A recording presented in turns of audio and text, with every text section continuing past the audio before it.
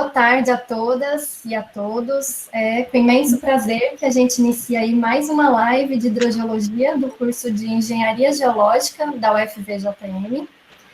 Meu nome é Ana Maciel, eu sou a professora de hidrogeologia e geologia ambiental aqui do curso, junto com o professor Walter, que inclusive está aqui ouvindo. Só para situar, né, para quem é de fora e não conhece, esse curso ele é recente na UFVJM, iniciou em 2014 aqui na cidade de Diamantina, em Minas Gerais. E é um lugar especial, né, para os estudos sobre a Serra do Espinhaço, por ser um laboratório natural para o ensino e pesquisa nas geociências. Além do que a Diamantina tem um especial apreço aí pela comunidade geológica, muitos alunos, né, de muitos outros cursos fazem o estágio aqui na região. E esse ano atípico de 2020 que a gente está vivendo, né, nessa pandemia, a gente procurou promover coisas legais, tipo essa de juntar grandes pesquisadores, profissionais da área, professores, para falar um pouquinho da experiência de cada um nos diferentes temas da hidrogeologia, áreas de atuação, estudos de caso. E essa é uma iniciativa da disciplina eletiva do curso de Engenharia Geológica e que tem o objetivo, né, justamente de tentar aproximar esses profissionais, professores, pesquisadores com os alunos e também os interessados no assunto, né? O convite é livre para todo mundo.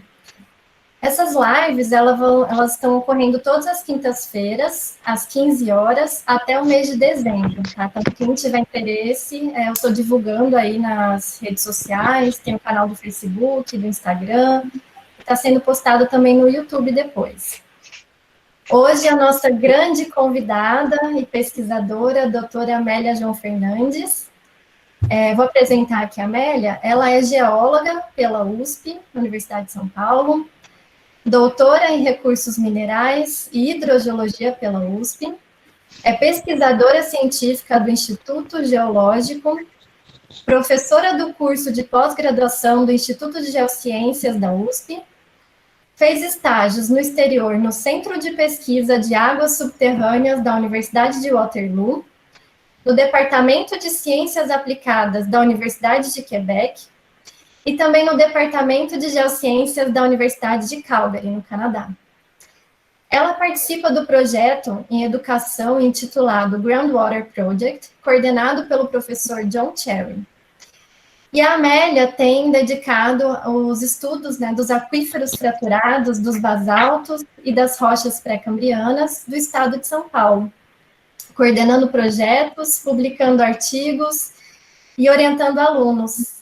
Inclusive eu, que tenho o privilégio e a honra de tê-la como minha orientadora no doutorado. Bom, eu sei que eu sou suspeita para falar, mas é verdade. A Amélia ela é uma grande referência no assunto, uma grande geóloga, hidrogeóloga, pesquisadora. O tema geral da live de hoje é sobre aquíferos fraturados, como e por que estudar. Essa palestra ela vai se basear em algumas questões, né? Qual é a relevância dos aquíferos fraturados para o abastecimento? Por onde começar? Onde coletar dados sobre fraturas? Como analisar dados coletados? Quais são os grandes desafios e como abordá-los? Então, vamos lá para a palestra. Durante a palestra, gente, eu vou pedir para os participantes desligarem as câmeras e o microfone até para diminuir a interferência e ajudar aí na conexão. A proposta é que depois da palestra a gente abre para um debate, né? Então, fiquem à vontade para ir colocando algumas questões, apontamentos no chat, que aí depois a gente vai abrir para conversar.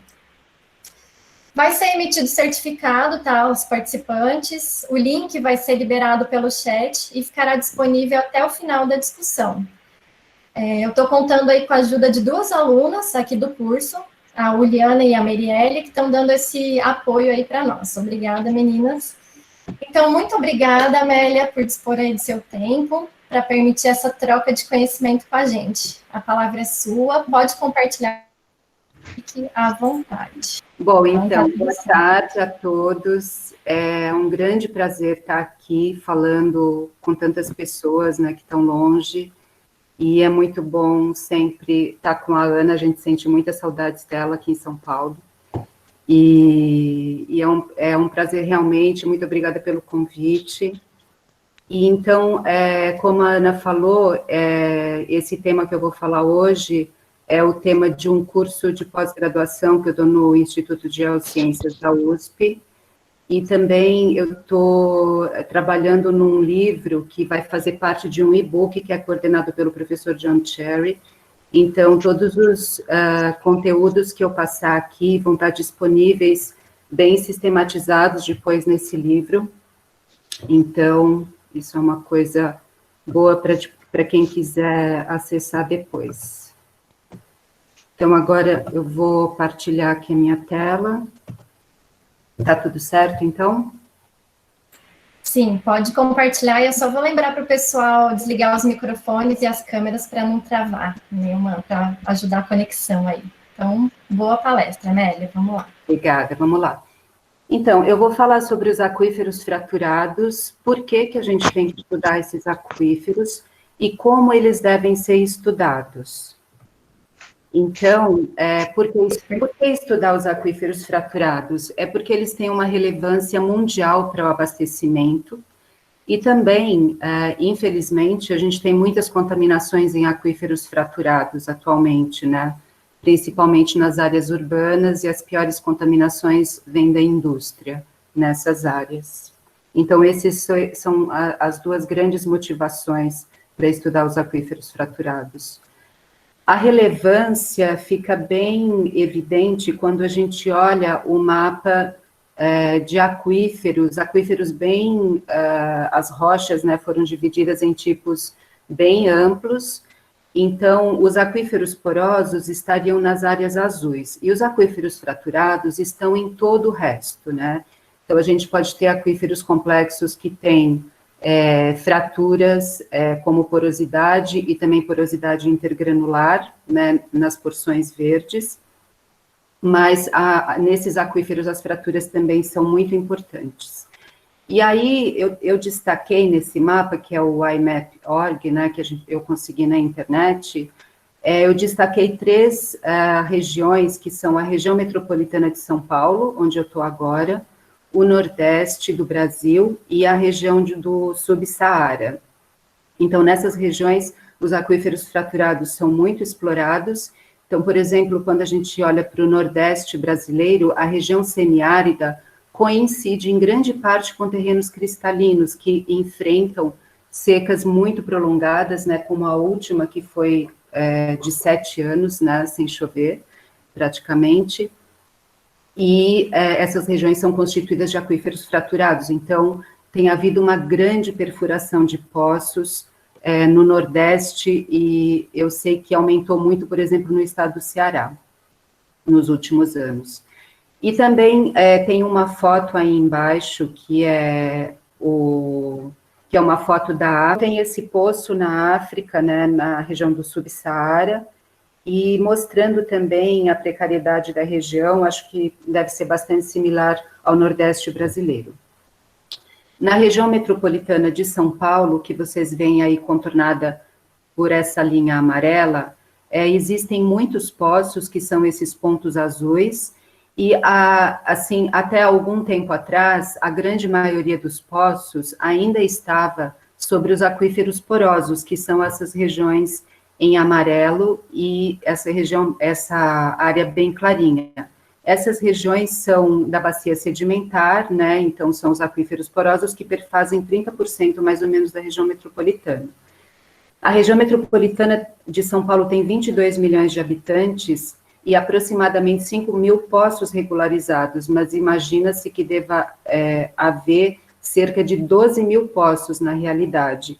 E, atualmente, a gente vê que existe uma grande expansão de áreas urbanas em cima dos aquíferos fraturados, e, com isso, também aumenta muito a perfuração de poços, né? Então, essa região, só para mostrar aqui um exemplo, então, é uma foto de um granito gnáisico que eu visitei, mostrando aqui as fraturas. Essas fraturas têm evidência de fluxo de água, e também tem algumas fraturas transversais. Vocês estão enxergando o mouse? Sim, o mouse dá para ver sim. Tá, e aqui está mais ou menos representando a situação de uma forma esquemática, a situação que a gente vê na foto. Então, os aquíferos fraturados são caracterizados pelo fluxo ao longo das fraturas. A gente tem que pensar neles porque eles têm um papel para abastecimento e para segurança hídrica, e a gente sabe aqui, pelo menos na região metropolitana de São Paulo, que tem várias contaminações causadas por indústrias, o que faz com que a gente perca esse recurso, né? Tem uma área que já foi interditada para a perfuração de poços e também para o uso de poços existentes, então é uma perda bem importante do recurso hídrico subterrâneo. Qual que é o potencial de produção dos poços nos aquíferos fraturados? Então, eu vou pegar mais uma vez, como exemplo, o estado de São Paulo. Então, aqui é o mapa de aquíferos do estado de São Paulo. Em verde, a gente tem um aquífero que é formado por basaltos, que é o Serra Geral, esse verde escuro, e em verde claro é o aquífero cristalino, que é constituído por rochas pré-cambrianas.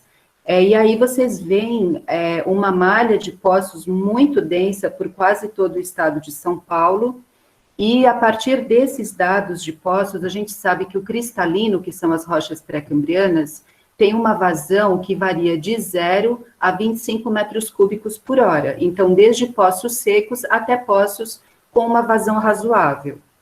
O aquífero Serra Geral, por outro lado, que é de basaltos, tem vazões bem mais variadas e podem chegar a 100 metros cúbicos por hora, então ele é muito mais produtivo, né?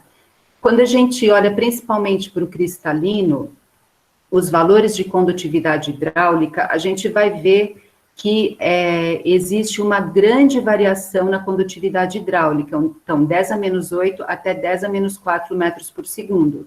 Isso daqui dá 5 ordens de grandeza, quando a gente tem fraturas. Agora, quando a gente não tem fraturas, a condutividade hidráulica é muito, muito, muito baixa, então 10 a menos 13 até 10 a menos 10 metros por segundo. Então, essa variação aqui na condutividade hidráulica explica bem por que a gente tem essa variação na vazão dos poços. Bom, então, a relevância dos estudos está em aumentar a chance de perfurar poços produtivos. Então,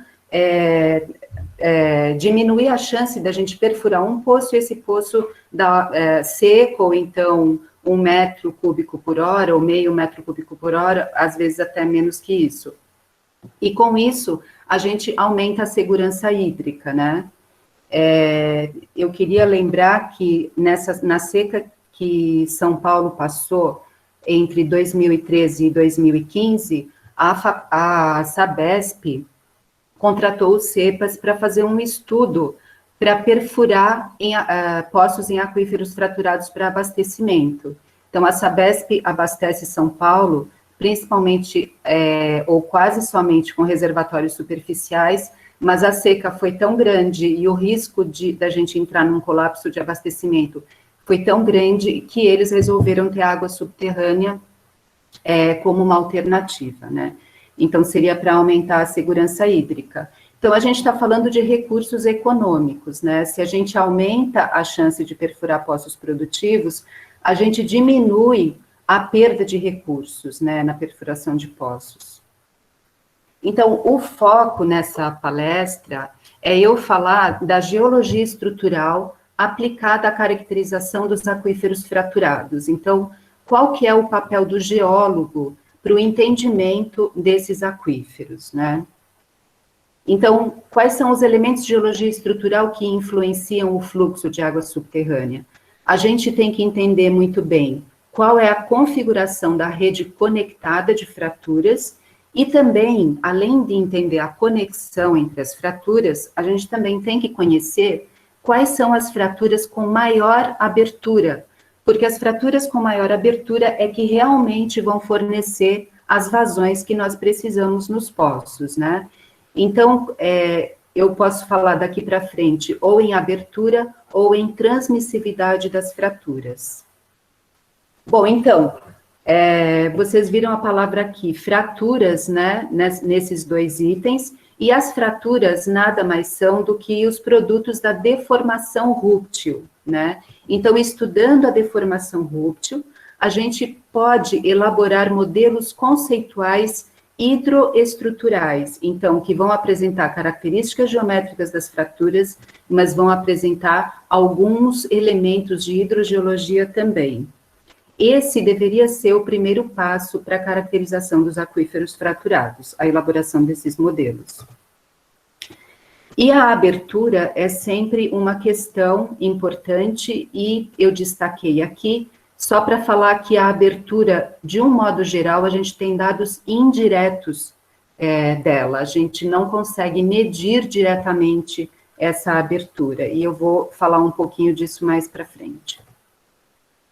Bom, então, o que fazer para a gente poder fazer esse modelo conceitual hidroestrutural? Então, a gente tem que fazer um levantamento do contexto geológico. Então, por exemplo, a gente tem uma região para estudar.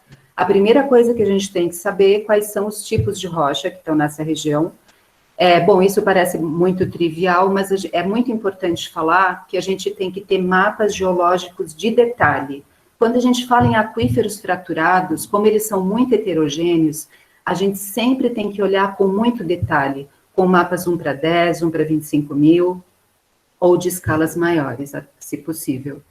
Então, a gente tem que fazer também um levantamento de dados de fraturas muito minucioso, com muito detalhe, e a gente também pode usar lineamentos. Bom, esse ponto dos lineamentos é algo que merece uma discussão por si só. Então, eu vou falar muito rapidamente mais lá para o final, mas eu vou falar bastante do contexto geológico e também do levantamento e análise dos dados de fraturas.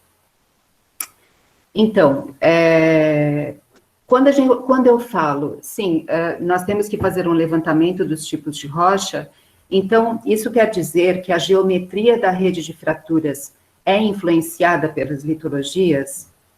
A gente vai ver isso a seguir. E aí, só para citar o livro que eu falei, que faz parte desse grande projeto, né, coordenado pelo professor John Cherry, tá? Então, tá aí só a dica que ele vai aparecer possivelmente ainda esse ano. Bem, então, os tipos litológicos, eles exercem influência sobre a configuração da rede conectada e também sobre os caminhos preferenciais de fluxo nos aquíferos fraturados. Por exemplo, as rochas sedimentares, né, que têm uma intercalação de camadas litológicas distintas, elas têm um modelo conceitual que pode ser resumido nesse bloco diagrama. Então, o que a gente observa? Vamos observar cada elemento desse modelo. Então, a gente tem as camadas litológicas, né, que foram representadas em cores diferentes, e aí a gente olhando em detalhe, o que a gente vai ver? Esses daqui são traços de fraturas. Qual que é a característica principal dessas fraturas? Elas não atravessam os contatos litológicos, né? Então, eu tenho uma camada mais espessa com fraturas mais longas, uma camada mais fina com fraturas mais curtas. Isso daqui, então, acontece de um modo geral, e nesse caso, eu tenho duas famílias de fraturas que têm essa característica. Tenho as fraturas sistemáticas, que são mais longas, e tenho as fraturas que param nessas fraturas sistemáticas, que são chamadas de cross joints. Então, esses termos estão traduzidos aqui embaixo, né? Vocês podem dar uma olhadinha, e aqui, quais são os outros elementos estruturais importantes? Eu tenho uma zona de falha aqui, muito importante, que cruza todas as camadas e desloca também essas camadas, e eu tenho uma zona de fraturas, que também cruza todas as camadas. O que é importante notar? Esses domínios em que eu tenho apenas as systematic joints e cross joints, são muito mais predominantes. As zonas de fraturas contínuas e as falhas contínuas, elas estão muito mais espaçadas, né? Então, esse é um resumo desses elementos estruturais que eu acabei de falar. E quais são as consequências para o fluxo?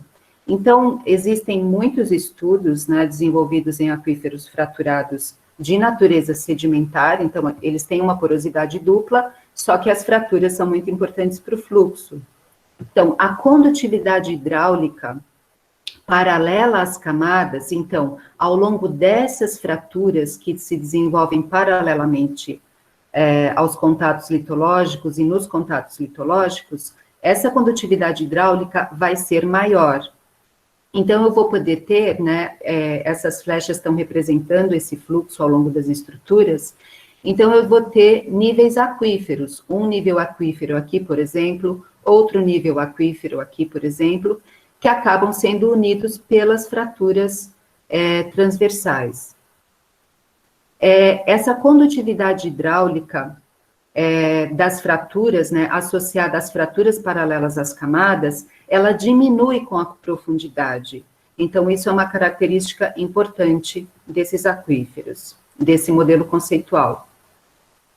E a condutividade hidráulica também aumenta com o volume de rocha estudado, porque se eu estudo apenas este volume, eu tenho uma condutividade hidráulica. Se essa zona de fratura for incluída em um volume maior, então vai aumentar a condutividade hidráulica. Então, a condutividade hidráulica desse aquífero que tem esse modelo conceitual depende da escala do estudo. Bom, a gente também estudou esse modelo conceitual dos derrames de basalto em São Paulo, na região de Ribeirão Preto. Foi elaborado por nós num projeto do Instituto Geológico. E quais são os elementos nesse modelo? Então, nós temos aqui na base o aquífero Guarani, que é um grande aquífero que todos os hidrogeólogos conhecem ou já ouviram falar.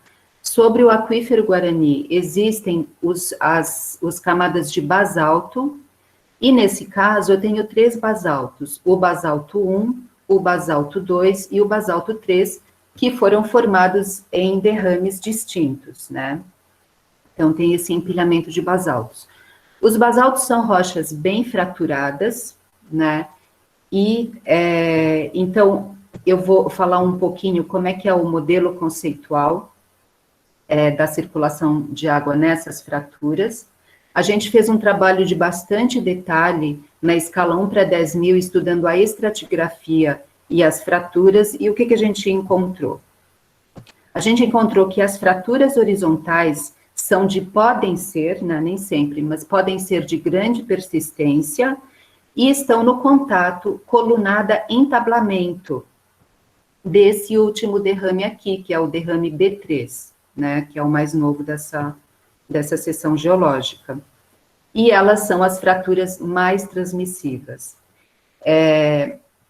Colunada em entablamento, para quem não sabe, alguns basaltos apresentam uma camada inferior, aonde as juntas de resfriamento são mais espaçadas, então as colunas são maiores, são de tamanho decimétrico, e essa camada colunada, ela é superposta por uma camada entablamento, em que as colunas formadas pelo resfriamento são centimétricas, né? Tem um diâmetro de 10 centímetros, 20 centímetros, são muito menores. Então, essas fraturas horizontais mais transmissivas e persistentes estão entre essas camadas de entablamento e colunada e também entre colunada e o derrame inferior. As zonas de fraturas tectônicas subverticais existem e podem ser permeáveis, mas a questão é onde elas estão. Isso é algo que exige um estudo muito grande, né, para a gente saber onde essas fraturas estão. E por que a gente estudou isso? Porque essas fraturas, né, então, nós colocamos aqui, é possível que exista fluxo ao longo dessas fraturas verticais que atravessam toda a pilha de derrame, né? É possível que isso aconteça. A questão é saber onde elas estão, né? Por isso esse ponto de interrogação. Então, isso é uma grande incógnita, e a gente está desenvolvendo estudos ainda a respeito. Então, aqui, por exemplo, eu vou falar das evidências de fluxo ao longo das fraturas. das fraturas verticais que eu falei anteriormente, né? Então, as fraturas verticais tectônicas. Então, aqui a gente encontra fraturas verticais, né, perto da superfície. A gente sabe que tem fluxo ao longo delas, e por que que a gente sabe? Porque a rocha está muito intensamente alterada, e isso é explicado pelo fluxo de água. Então, a gente sabe que tem um fluxo intenso, mas esse fluxo vai ser desviado pelas fraturas horizontais. E aí a gente vê que abaixo dessa fratura horizontal, por exemplo, a rocha está completamente sã. Então, mostrando que houve uma interrupção desse fluxo vertical. Quando a gente... Então, esse fluxo vertical, ele pode ser intenso perto da superfície. Mas quando a gente vai para maior profundidade, né, aqui uma pedreira já mostrando que a gente está, sei lá, a uns 50, 60 metros de profundidade a partir do topo aqui do relevo, essas fraturas, né, que apresentam evidência de fluxo, como essas daqui, elas já vão ser muito mais espaçadas. Então, a gente tem trechos grandes de rocha sem aparecer nenhuma dessas fraturas, né? Então, a gente pode falar que regionalmente as fraturas importantes no basalto são as horizontais, mas localmente as fraturas verticais podem ser importantes para o fluxo. E aqui, então, é para mostrar as evidências de fluxo das fraturas subhorizontais. Então, aqui é a camada entablamento, aqui é a camada colunada, e aí vocês podem acompanhar fraturas horizontais muito, muito persistentes, uma, duas fraturas horizontais bem persistentes, existe vegetação ao longo delas, também existe saída de água, e isso mostra que existe fluxo. Da mesma forma que uma outra vista disso, né, mostrando e aqui mostrando também a saída de água.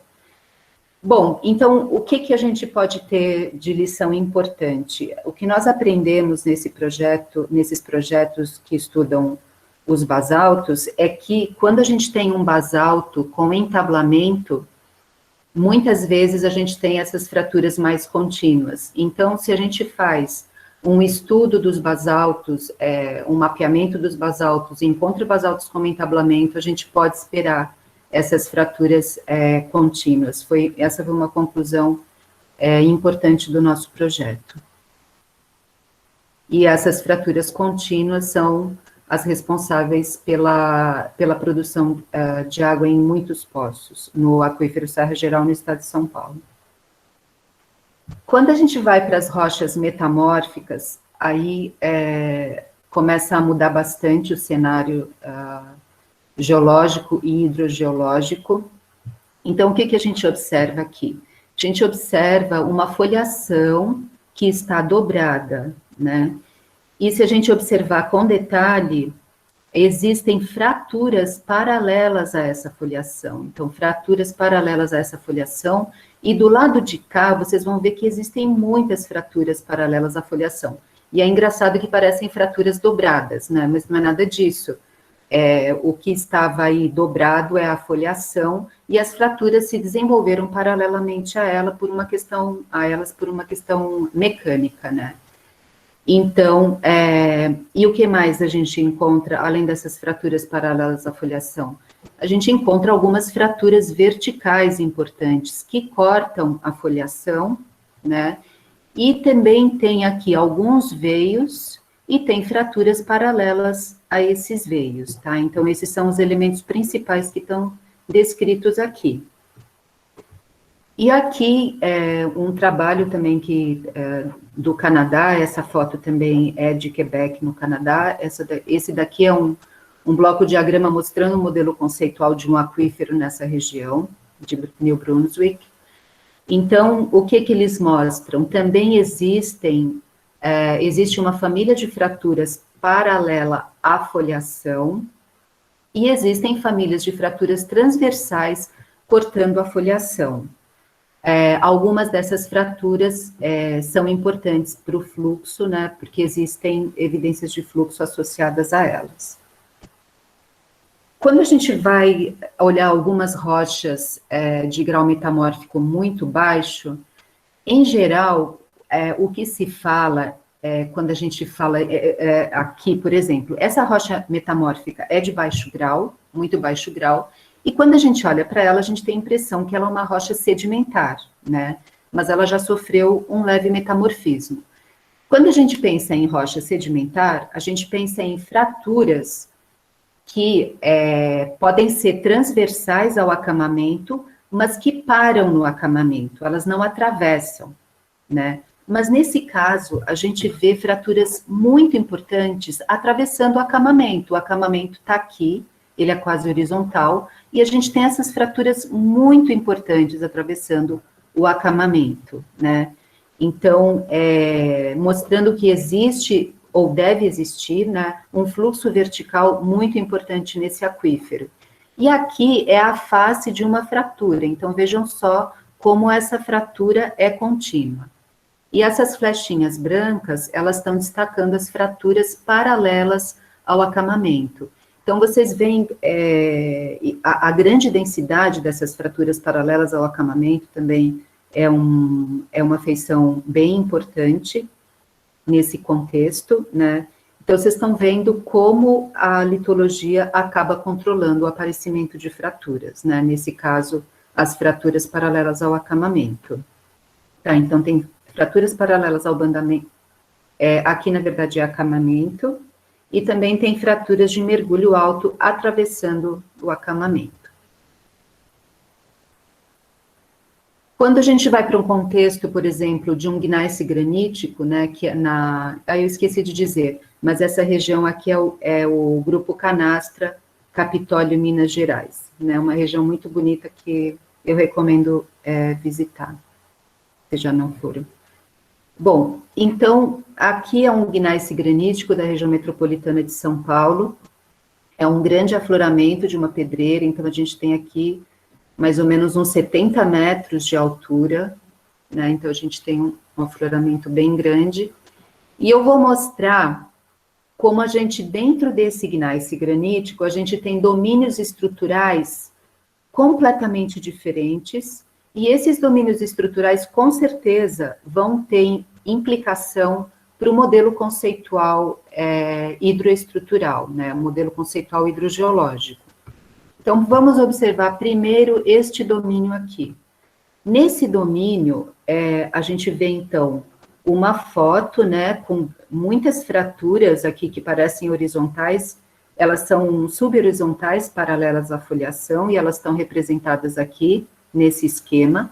E aí, quando a gente olha com mais cuidado, a gente vê fraturas verticais, só que essas fraturas verticais param nas fraturas horizontais que são paralelas à foliação. Então, é o que esse esquema está representando aqui. Então, esse é um modelo conceitual da rede geométrica de fraturas. Agora, vamos olhar a outra parte que eu falei que é um outro domínio.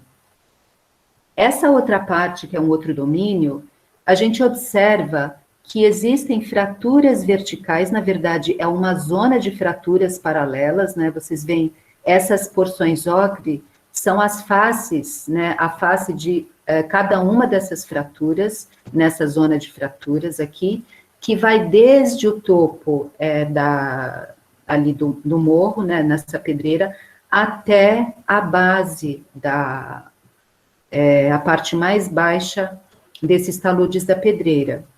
Então, a gente vê que, apesar de ter nessa região também a foliação está presente, apesar disso, e apesar da gente ter fraturas paralelas a essa foliação, a gente tem uma zona de fraturas que é muito importante e que atravessa todas essas, atravessa a foliação na rocha, no gneiss granítico. Então, a gente observa que essas fraturas menores, elas são mais frequentes, elas estão por todo o afloramento, só que elas param nas fraturas paralelas à foliação, e mais espaçadamente a gente tem zonas de fraturas que cortam tudo, né? Então, sendo muito importantes para o fluxo de água subterrânea. E aqui o que a gente tem? A gente tem um granito foliado, a gente tem fraturas paralelas a veios e também a foliação, e tem fraturas transversais a essas que param nessas fraturas que são paralelas aos veios. Então, novamente, a gente mostrando fraturas paralelas a descontinuidades anteriores. Quando a gente olha um granito maciço, é muito comum a gente observar grandes zonas de fraturas muito contínuas, né? No caso do granito maciço, não existem descontinuidades anteriores. Então, as fraturas podem se propagar livremente sem serem interrompidas por essas descontinuidades interiores. Então, a gente observa aqui uma zona de fraturas verticais e fraturas, uma família de médio ângulo, uma família de médio a baixo ângulo.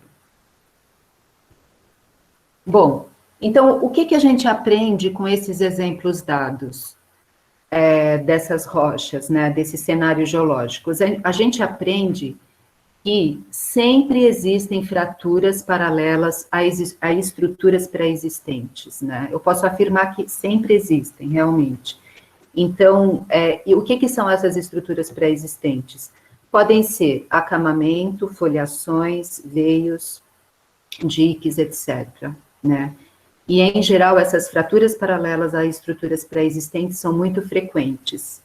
Por que isso acontece? Isso acontece porque a rocha, ao longo da sua história, ela vai sofrendo a ação de tensões tectônicas, de tensões ou esforços tectônicos. Esses esforços tectônicos, quando encontram fraturas pré-existentes ou estruturas pré-existentes, vão reativar essas estruturas, né? Isso depende, é claro, de como é que é a orientação dos esforços com relação à atitude dessas estruturas pré-existentes. Algumas estruturas pré-existentes vão ser reativadas por um campo de esforços, outras estruturas vão ser reativadas por outro campo de esforços, mas essa reativação sempre vai acontecer. E é por isso que a litologia exerce influência sobre a configuração da rede de fraturas, né? Porque vão existir essas fraturas paralelas às estruturas pré-existentes nas litologias. E com isso, a gente pode falar de alguns modelos idealizados de redes de fraturas. Então, por exemplo, suponhamos aqui que essas linhas tracejadas representam limites entre camadas. Então, neste modelo, o que vai acontecer? A gente vai ter, basicamente, fraturas que param no contato,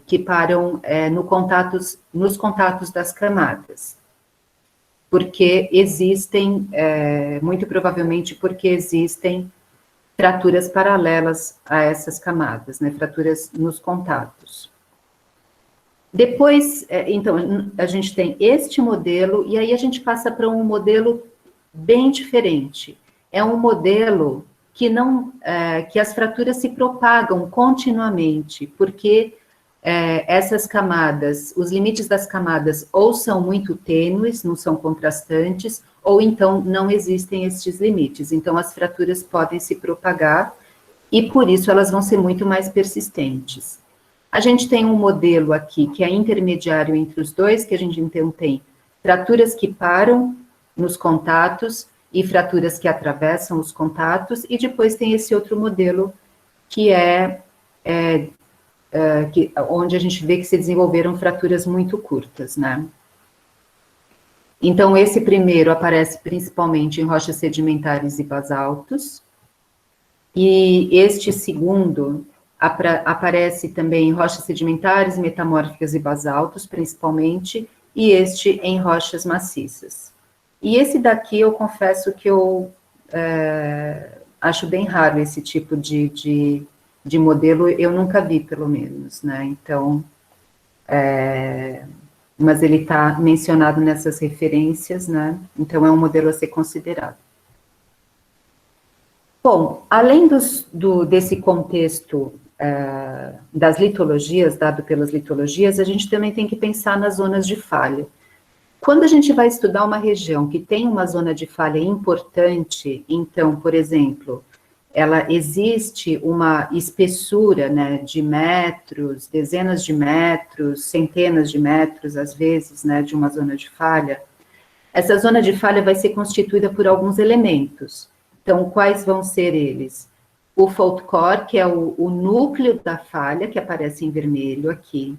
A gente vai ter a zona de danos, que aparece em cinza, e fora, né, da zona de falha, então a gente vai ter a rocha não deformada.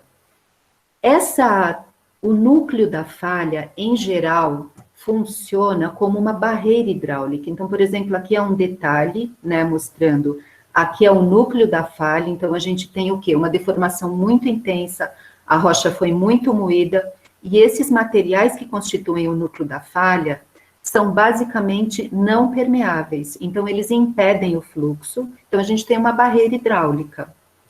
Por conta dessa barreira hidráulica, né, que está representada aqui, a condutividade hidráulica transversal à zona de falha vai ser muito menor do que a condutividade hidráulica paralela à zona de falha, né, nesse sentido ou nesse sentido. Então, a gente vai ter uma condutividade hidráulica maior, tá? E aqui são outros modelinhos de zonas de falha. Então, aqui, por exemplo, nós temos apenas pequenas fraturas muito conectadas. Então, a gente vai ter vários condutos de fluxo. Aqui a gente tem pequenas fraturas muito conectadas, que é a zona de danos, mais o núcleo de falha, que é uma barreira. Aqui a gente tem uma zona de falha, ou uma falha simples, né?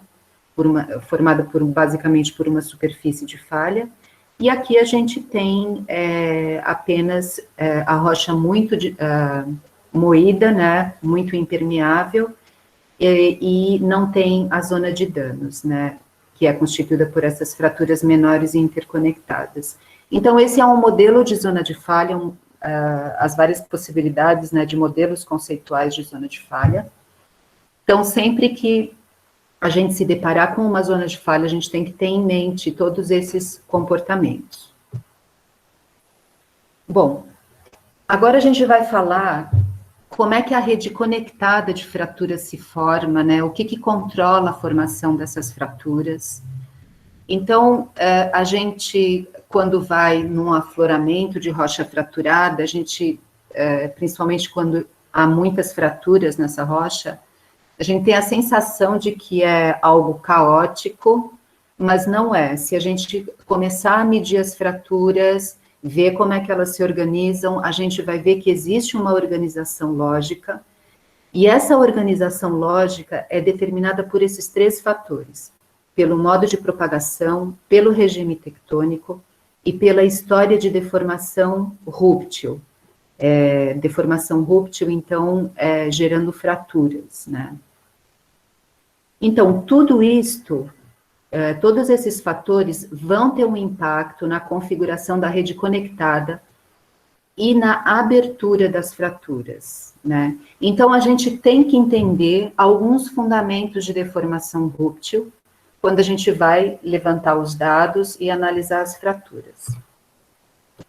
Então, o primeiro deles que eu falei são os modos de propagação, que são, aqui estão elencados 3, mas a gente pode resumir em 2, basicamente. O modo 1, que o que aconteceu?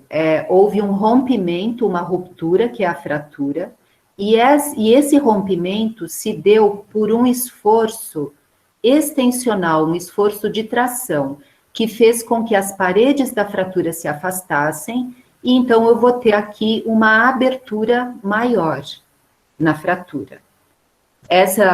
A fratura pode estar não preenchida, mas ela também pode estar preenchida, né? Então, eu posso ter um pequeno veio com uma determinada espessura, posso ter um veio mais fino, ou então eu posso ter uma junta sem nada, sem nenhum preenchimento, e nesse caso, aparentemente fechada. Então, esse caso, o nome que eu dou para esse tipo de fratura é de junta ou de fratura extensional. Vocês, quando forem ler livros de geologia estrutural, vocês vão ver que alguns autores utilizam o termo junta com outro significado, mas nesse caso, eu estou usando junta para como sinônimo de fraturas extensionais. Os autores podem usar esse termo quando, por exemplo, a gente vai ao campo, observa uma fratura e não consegue ver qual foi o tipo de movimento, o tipo de propagação que gerou essa fratura. Então, essa fratura pode ser chamada de junta também. Bem, e aí também existe um modo de propagação que é o cisalhamento, né? Então, aqui a propagação, o cisalhamento está se propagando perpendicularmente à frente ao final da fratura, e aqui ele está se propagando paralelamente à terminação da fratura, modo 2 e modo 3. Mas o que importa a gente saber é que são fraturas de cisalhamento que são as falhas, né? Que podem haver falhas com deslocamentos muito pequenos, milímetros ou menos que milímetros, e falhas com deslocamentos maiores. Então, eu tenho juntas formadas por abertura e falhas formadas por cisalhamento. Vamos falar das juntas, ou das fraturas extensionais. Então, aqui eu já coloco um outro elemento, que são as tensões tectônicas. A tensão tectônica extensional, eu chamo de σ3. A tensão tectônica compressiva, aqui eu chamo de σ1.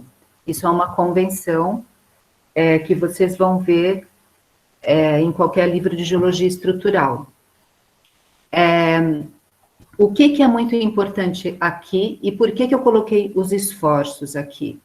Porque as fraturas do modo 1, as juntas, elas são perpendiculares a σ3, sempre. Elas são perpendiculares a σ3. Então, se as juntas têm que ser perpendiculares a σ3 e σ3 tem uma orientação única, qual que é o padrão de fraturas que eu vou formar? Vou formar um conjunto de fraturas paralelas. E é isso que a gente vê nessas duas fotos. Então, num calcário, as fraturas são perfeitamente paralelas aqui, e também num quartzito, fraturas bem paralelas. Aqui é no Parque de Bitipoca, está em Minas Gerais também, vocês têm lugares muito bonitos para visitar em Minas Gerais para ver as estruturas. Bem, além das juntas formarem esse padrão de fraturas paralelas, na superfície das fraturas, a gente observa também, das juntas, a gente pode observar essas plumas, que aqui estão muito, muito bonitas, né?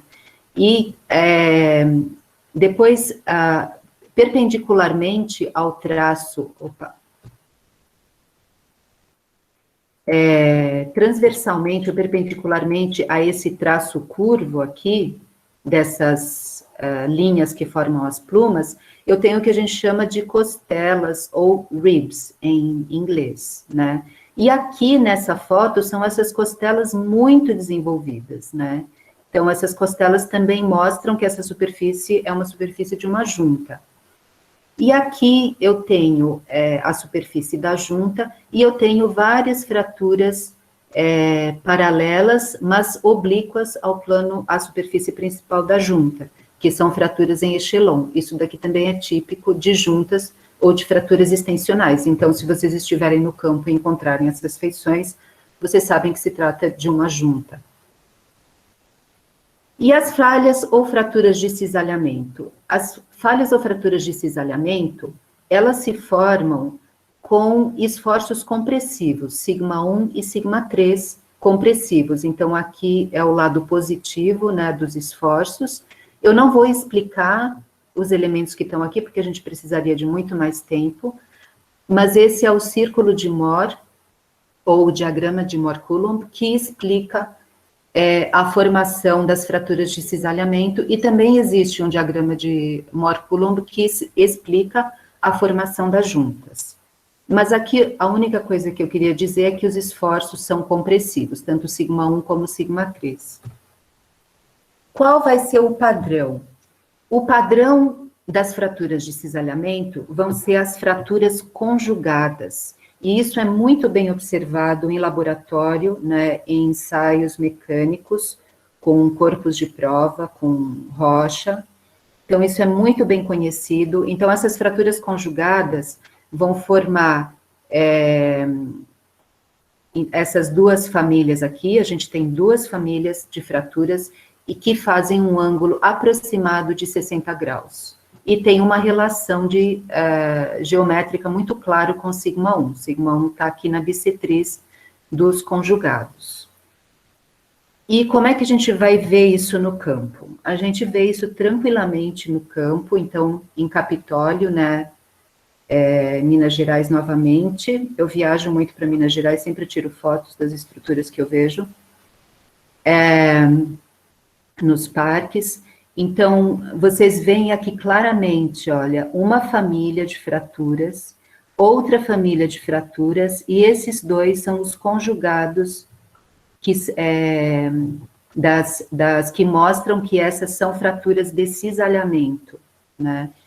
Então, por que é importante diferenciar as juntas das fraturas de cisalhamento?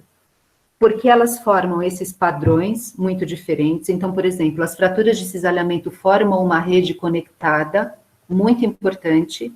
As juntas não, porque são paralelas, então a gente tem uma implicação para a rede conectada de fraturas.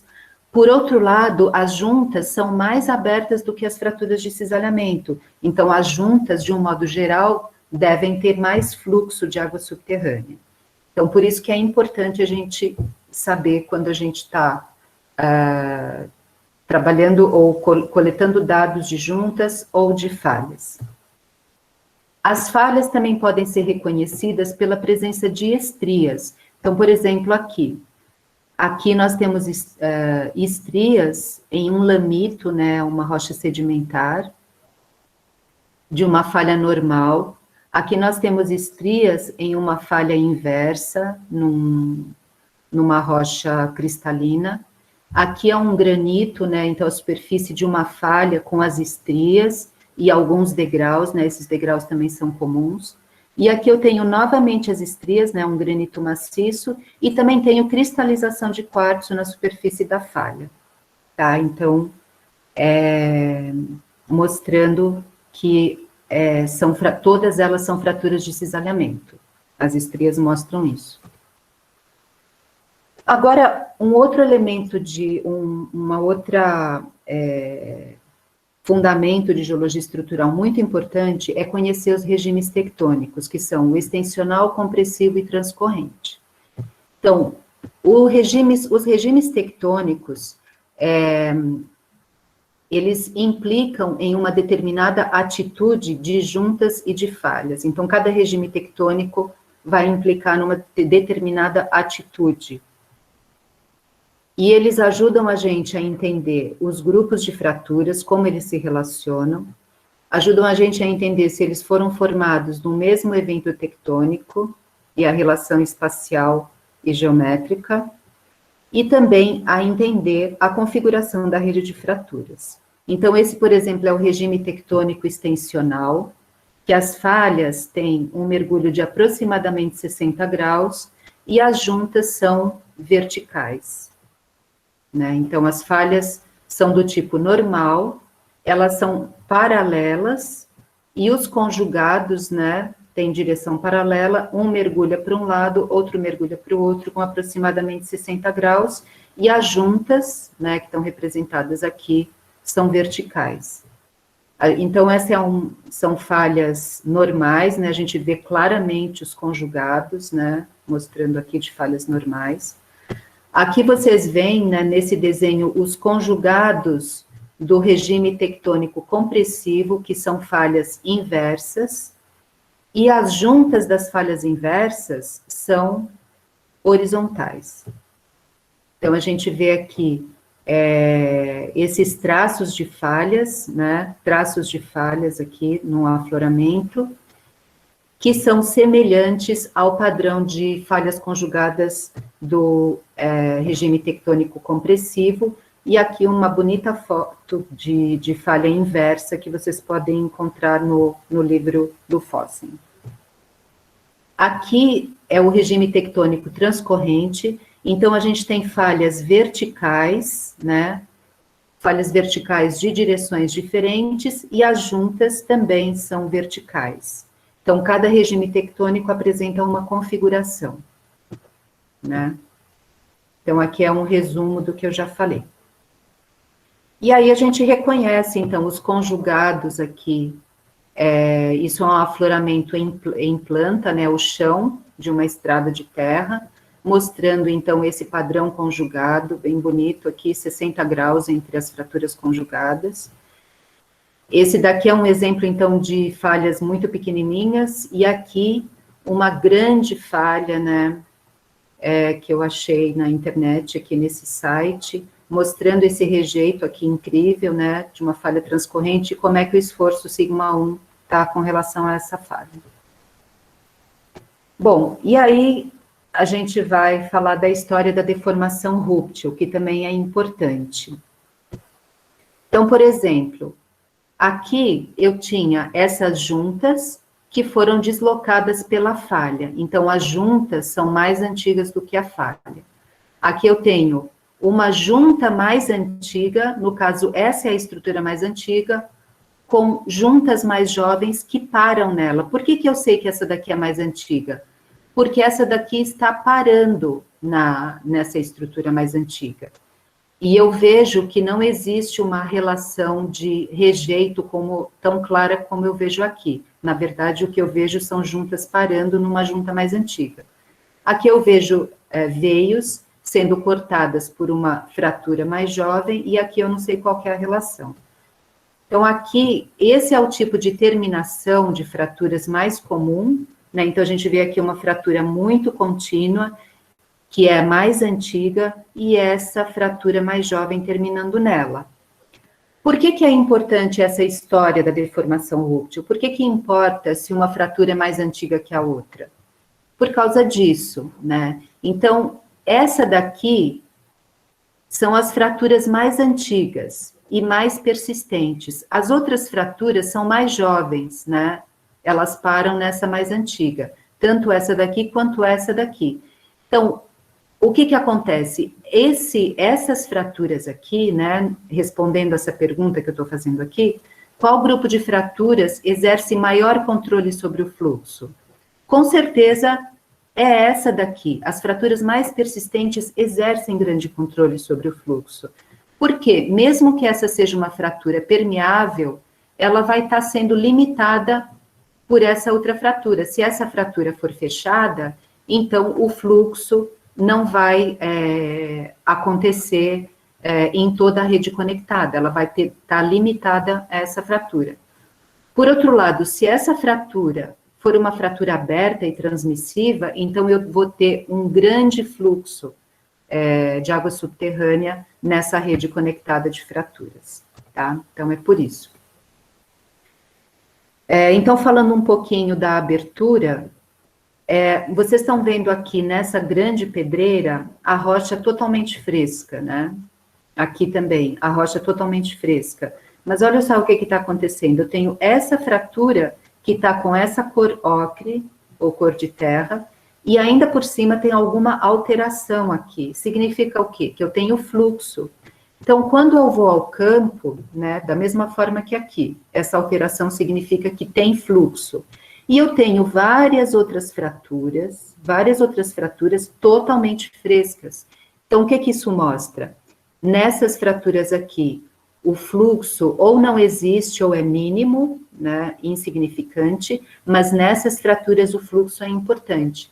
Se eu quero perfurar um poço, é importante saber qual que é, por exemplo, a direção dessas fraturas, porque aí eu posso usar lineamentos para perfurar um poço com maior chances de ser produtivo. Então, é isso, a gente vê que a gente pode obter dados indiretos da abertura das fraturas. Eu não medi a abertura, mas eu sei que tem fluxo por causa da alteração que acontece ao longo dessa fratura, que acaba sendo um caminho preferencial com relação às outras, né? Aqui também, eu tenho uma evidência de fluxo muito forte, olha só o que aconteceu. Eu tenho fraturas aqui, até formando um padrão bem interessante, né, com esse V fechado. E aqui, o que aconteceu? A rocha está esfarelando, a rocha simplesmente esfarela.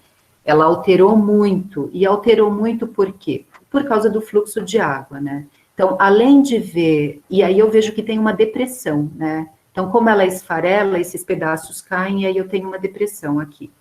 E aqui dentro está tudo molhado. Então, tem uma evidência muito forte de fluxo ao longo dessa fratura, né? Ao contrário, por exemplo, dessas horizontais, né? Aqui é a mesma coisa, então, um fluxo muito forte, né? Mas o que que eu vejo aqui? Tem uma fratura paralela a essa que não tem fluxo. Então, eu nunca posso assumir que em uma família de fraturas, todas vão ser igualmente transmissivas, todas vão ter a mesma abertura. Não posso fazer isso, né? Eu tenho que fazer um levantamento sistemático e quantitativo e dizer, não, apenas 10% das fraturas dessa família são transmissivas, são abertas. Então, eu tenho que ter esse dado para depois construir os modelos conceituais. Bom, então, por fim, onde eu posso coletar esses dados de fraturas? Eu devo coletar esses dados em grandes afloramentos, porque pequenos afloramentos não vão ser representativos, então eu tenho que buscar pedreiras, cortes de estradas e também parques naturais, né? Porque, por exemplo, o de Capitólio, Ibitipoca, são afloramentos belíssimos, né? Vale muito a pena desenvolver um projeto de pesquisa nessas áreas, porque essa riqueza em afloramentos vai permitir dizer muito a respeito da rede conectada de fraturas. Eu posso pegar esses dados em perfilagens de postos de produção e também posso pegar esses dados em obras de engenharia, né? Então, túneis, linhas de metrô, estradas, todos eles fazem sondagens anteriormente ao início da obra. Muitos deles fazem essas sondagens, pegam dados de saídas de água, fazem testes de injeção para ver condutividade hidráulica e também produzem perfilagens óticas, que é o que eu vou mostrar daqui a pouco. Então, a gente tem, nos projetos de hidrogeologia, a gente tem uma dificuldade muito grande de ter recursos financeiros para perfurar poços, porque os projetos acabam saindo caros, então é difícil ter esse financiamento. Então, é muito importante a gente lembrar que existem dados que muitas vezes podem ser disponibilizados, né, e dados em grande quantidade, muitas sondagens, muitos testes hidráulicos, como, por exemplo, nas linhas de metrô, que podem ser uma fonte de dados incrível, né, já existente.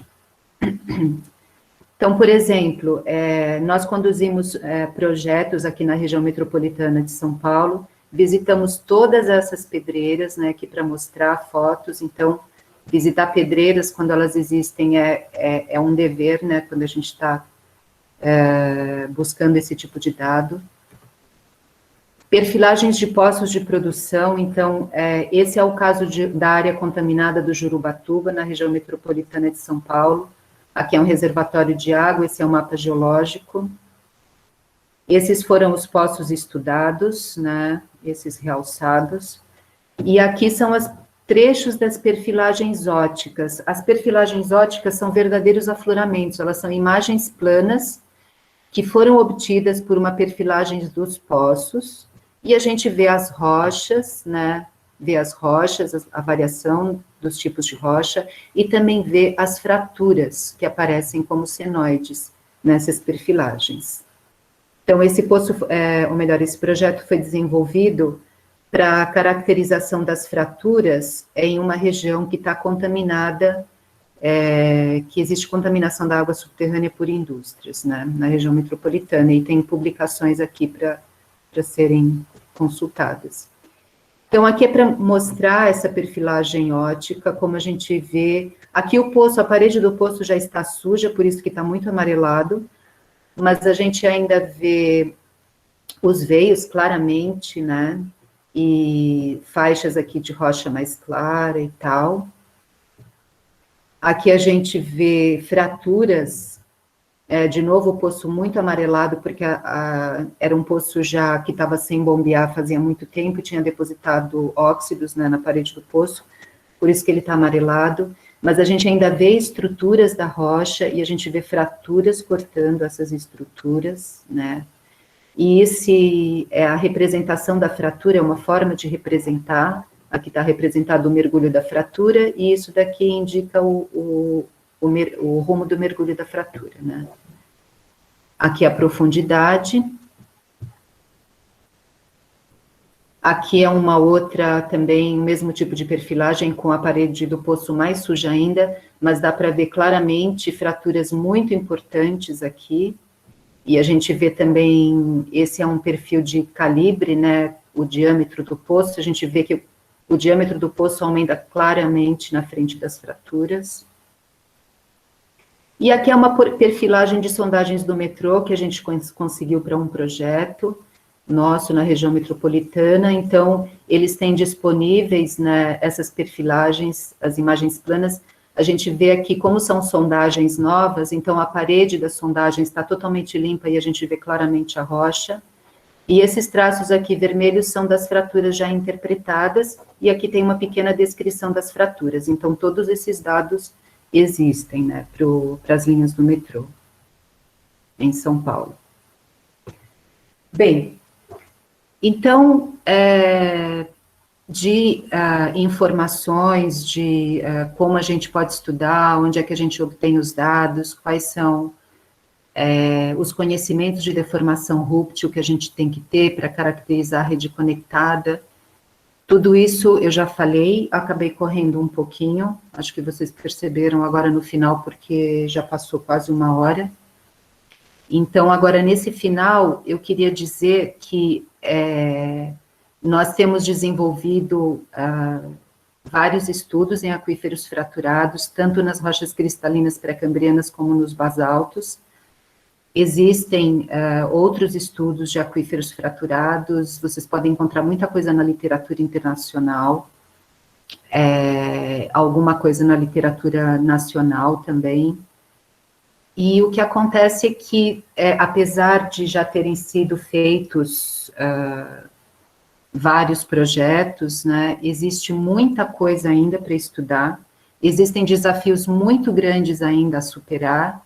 Então, eu acho que nós, como geólogos, né, principalmente aqueles que querem estudar geologia estrutural, devem ver essa aplicação na hidrogeologia, né, como algo muito importante, como algo que realmente vale a pena fazer. Ainda tem muita coisa a ser desenvolvida e precisa de muita gente para estudar, porque a gente está realmente construindo esse conhecimento ainda, né? Então, a gente tem desafios, por exemplo, eu falei que a gente tem que ir ao campo e coletar os dados de fraturas, né? Então, só para exemplificar, eu coloquei um desenho de uma parede aqui, de um afloramento, de uma pedreira, um pedacinho dele, né, tá aqui, nessa foto, então vocês veem uma zona de fratura aqui, com fraturas paralelas, devem ser juntas, né, fraturas paralelas aqui de mergulho médio abaixo, essa zona de fratura está representada aqui, então todos esses traços a lápis são zonas de fraturas, ou melhor, são fraturas ou zonas, as zonas são esses pedaços, né, onde a gente tem várias fraturas paralelas muito próximas. Então, a gente identifica aqui nesse afloramento 3 grupos de fraturas. Então, tem esse daqui, né, que tem as zonas de fraturas, tem esse daqui, que é transversal, menos fraturas, e tem as fraturas paralelas à própria parede, né, paralelas a essa parede, que são representadas por essas áreas alaranjadas, né, que é o grupo 3. Então, a gente fez uma scanline aqui, fez uma coleta sistemática de dados. Um dos dados que a gente deve coletar, quando a gente quer desenvolver modelos conceituais, são os comprimentos, né? Mas olha só o que acontece. Esse daqui é a altura do afloramento, né? Deve ter uns 10, 12 metros, normalmente uma bancada de pedreira tem mais ou menos isso de altura. O que a gente observa? Quase todas as fraturas, a gente não consegue ver o comprimento total delas, porque elas continuam, só que a exposição de rocha para. Então, a gente não consegue saber o comprimento real, né? Então, esses dados de comprimento sempre são pouco representativos. Existem tecnologias, por exemplo, como os drones atualmente, que o drone pode ficar lá voando e a gente pode seguir as fraturas e pode estimar ou medir esses comprimentos de forma realista. Então, é uma tecnologia, né, que já está começando a ser empregada, mas ainda é um desafio. A gente precisa fazer a validação dos dados de afloramentos quanto às fraturas mais transmissivas, então a gente identifica aquelas fraturas mais alteradas, e o ideal é que a gente consiga ver qual que é a vazão dessas fraturas em poços, né? Então isso daí é algo ainda a ser estudado, ainda existe um conhecimento a ser construído nesse sentido. E a gente também tem que começar a elaborar modelos numéricos, né, com os dados quantitativos que sejam fidedignos aos dados. Os modelos numéricos, normalmente, são adaptações dos modelos para meios porosos, e a gente precisa, então, começar a construir modelos numéricos que coloquem dados de comprimentos de fraturas, dados de aberturas de fraturas, e etc. Então, isso é um desafio ainda. Outro desafio é, assim, a gente caracteriza uma área, né? Então, nós estudamos várias pedreiras na região metropolitana de São Paulo, então nós caracterizamos a rede conectada ali na área da pedreira, mas, e o entorno da pedreira? Será que eu posso extrapolar esses dados para o entorno da pedreira? Então, e quão distante da pedreira esses dados são válidos? Então, isso daí é algo que a gente ainda precisa avançar no conhecimento. Esse é um grande desafio. Para isso, a gente também pode tentar usar lineamentos, a gente tem que usar os lineamentos com muito cuidado. Então, por causa dos lineamentos, é que eu coloquei esse modelo aqui, é um modelo digital do terreno. Aí eu coloquei aqui como construindo um bloco diagrama, né? Então, por exemplo, aqui eu tenho um lineamento, então aqui eu devo ter uma fratura, aqui eu tenho um lineamento, aqui eu devo ter outra fratura. Esses lineamentos são muito, muito importantes, né? Então, possivelmente, existem zonas de fraturas muito importantes, que têm um fluxo importante, né? Então, aí eu analiso os poços e eu checo, esse poço aqui, que está nesse lineamento, muito importante, é produtivo? Então, provavelmente, se ele for produtivo, ele está me indicando que essa zona de fraturas também é importante para o fluxo, né? Então, existe toda essa análise, mas é uma análise que tem que ser feita com muito cuidado. Então, lineamentos é uma ferramenta que pode ser utilizada, só que a gente não pode validar nada só com lineamentos. A interpretação dos lineamentos, né, ou essa ferramenta, e o que cada lineamento significa, tem que ser validado com geologia estrutural e com dados de poços. Então, era basicamente isso. Eu espero que vocês se sintam inspirados a estudar os aquíferos fraturados. Eu fiz uma abordagem muito grande de muitos assuntos para poder cobrir, né? Já que é uma palestra, eu achei interessante, então, cobrir vários aspectos, né? Para ter um contato, né, com esses aspectos. Então, é isso. Muito obrigada. E essa é a foto lá da Cachoeira do Sentinela, outro parque que eu fui para Diamantina faz pouco tempo. Então, é um lugar que está aí do lado de vocês para ser estudado, né, que é muito bonito. E outra coisa, se alguém quiser estudar algum parque desse tipo, pode me convidar para visitar, que eu vou gostar muito. Então, basicamente isso.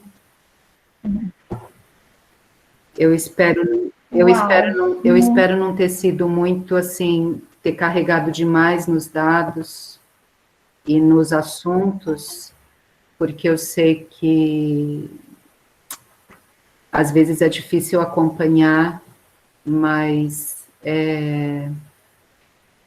eu achei importante mostrar todos esses aspectos. Então, quero agradecer muito por todos vocês estarem aí assistindo. Obrigada. Excelente, Amélia. Muito bom. Que aula que a gente teve agora, que oportunidade. Muita gente comentando aqui que é uma honra ter suas palavras, suas aulas. Muitos comentários, quase 100 pessoas aqui agradecendo. Ai, que bom. E eu queria só, antes de abrir aí para o debate, com essa aula, né, que a gente teve, a gente vê que é um assunto, né, que muitas vezes a gente inicia os livros, inicia um artigo falando aquíferos fraturados são complexos. E você conseguiu abordar aí, trazendo até uma beleza, né, de uma forma muito boa, didática, mostrando como essa complexidade, ela é possível ser desvendada, e às vezes nem é tão complexa, né? O que a gente precisa ter é paciência, cuidado, passo a passo, essa questão que você falou, levantamento sistemático, quantitativo, observar as estruturas no campo, e aí é possível responder. A gente tem que tomar muito cuidado, né, com a extrapolação final que você falou aí dos desafios, né? Será que a gente pode extrapolar dados? Então, a questão da neotectônica, será que um regime regional neotectônico vai tá sendo essa tensão, o sigma 1, ele vai corresponder à minha área que eu estou atuando aqui no local? Será que equivale? Então, tudo a gente tem que, como você falou, né, observar o campo, observar os mapas. A questão dos lineamentos, muito cuidado, né, a gente acha que lineamentos vai responder tanta coisa, vai falar dos fluxos, mas, querendo ou não, lineamento é uma feição geomorfológica, né? Muitas vezes ele pode representar até uma fratura fechada, uma feição que não tem a ver com o fluxo, né? Então, você abordou aí muito bem, que a gente tem que observar muito, né, todas essas áreas. E mais uma reflexão aí, o fluxo de fluidos, né, em meios fraturados tem sido estudados, se não me engano, desde a década de 40. Aí tem estudos de petróleo, né, por conta da exploração do petróleo nos reservatórios, a mineração por conta da percolação de fluidos. Então, a preocupação, né, com a hidrogeologia, se não me engano, foi na década de 80, eu vi que tem muitos hidrogeólogos aí que podem contribuir com esse histórico, né? E a hidrogeologia veio com foco principalmente para encontrar locais para perfurar poços, né, pensando no abastecimento. E aí depois vem, acho que mais recente um pouco, a questão da engenharia, das obras, né, de engenharia, que no caso a água é um problema. Então é necessário haver esse entendimento, né, mostrar a necessidade do hidrogeólogo, da hidrogeóloga, da geologia de engenharia. E ao contrário, né, como essas obras informam, dão tantos dados para a gente também estudar, né, pensar nesse contexto, na caracterização geológica. E aí a gente percebe que a base, tanto para petróleo, hidrogeologia, obra de engenharia, tem uma base, né, a geologia estrutural. É a base do conhecimento, que é aplicada depois para diferentes objetivos, né. Então, eu só queria ressaltar a importância aí da comunicação entre as áreas, hidrogeologia, geologia do petróleo, geologia de engenharia, que isso enriquece o aprendizado, e a hidrogeologia, né, e as outras áreas aplicadas dependem de uma base geológica muito bem ligada. Bom, eu tenho outras coisas para comentar. Oi. Eu queria falar um pouquinho. Sim, normalmente qualquer texto de aquíferos fraturados, ou às vezes as falas das pessoas, elas começam, os aquíferos fraturados são complexos.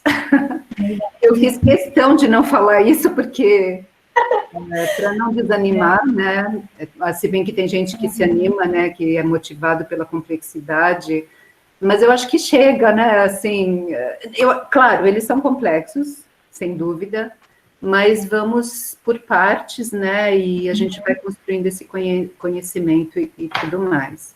Exato, desmistificar um pouco isso, né? Porque isso. E o que você falou das obras de engenharia e tudo mais, Eu percebi, quando eu comecei a estudar os aquíferos fraturados, que basicamente não havia comunicação entre hidrogeologia e geologia de engenharia.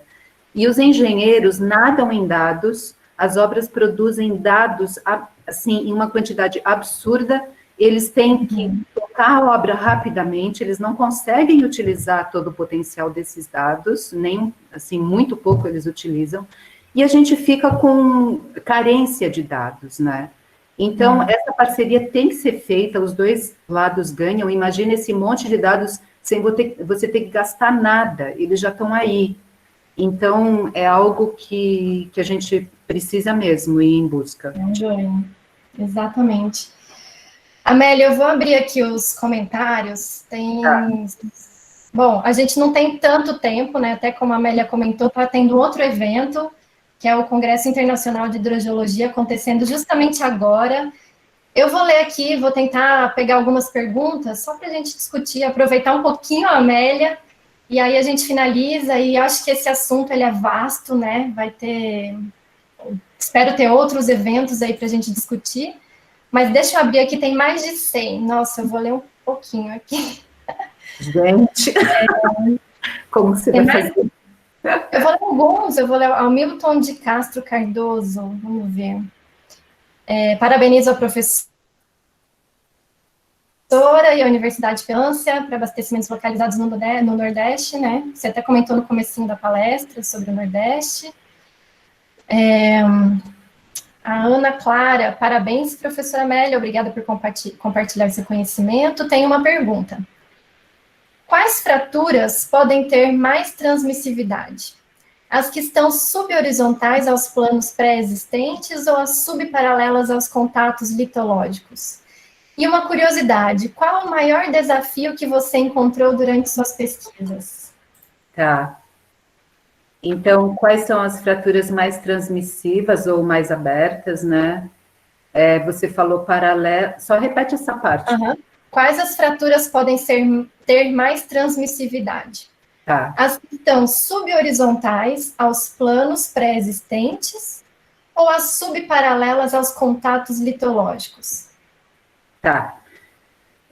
Eu acho que teve alguma palavrinha aí que eu não entendi muito bem. Assim, vamos lá. Então, eu falei bastante que essas estruturas pré-existentes são muito importantes, né? E tanto as estruturas pré-existentes como foliações, e também os contatos, né, nas rochas sedimentares. Então, é assim, pelo menos nas rochas sedimentares, o que acontece é que essas fraturas paralelas aos contatos, elas têm sido descritas como os caminhos preferenciais de fluxo nos aquíferos fraturados. Quer dizer, nesse tipo de aquífero, nesse contexto das rochas sedimentares. Então, isso daí é amplamente descrito. Então, é uma situação que a gente pode esperar nas rochas sedimentares.